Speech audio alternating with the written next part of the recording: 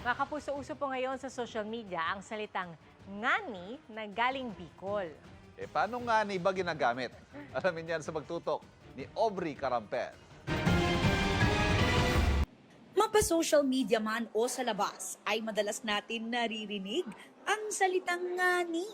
Naging trend na rin ito at ginagamit na sa pakikipag-usap, mapabata man o matanda. Pero ano ngani ang ngani? Ang ngani ay mula sa Bicol Naga, sa Bicol Central.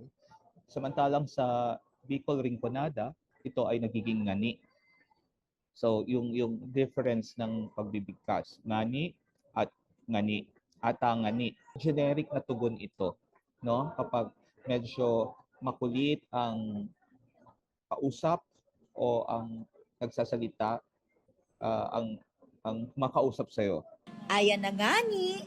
Pero ngayon, hindi lang ang mga Bicolano ang gumagamit nito. Kasalukuyang henerasyon na ginagamit ito bilang parang madali ang tugon. Nagiging generic na response na parang okay, yeah, right.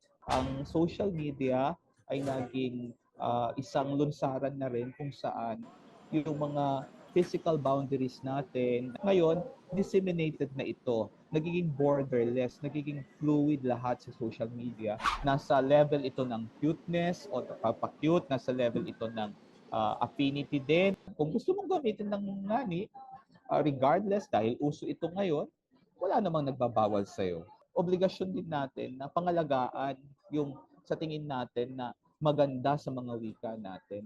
Para ngani sa GMA Integrated News, Aubrey Carampel, nakatutok 24 oras.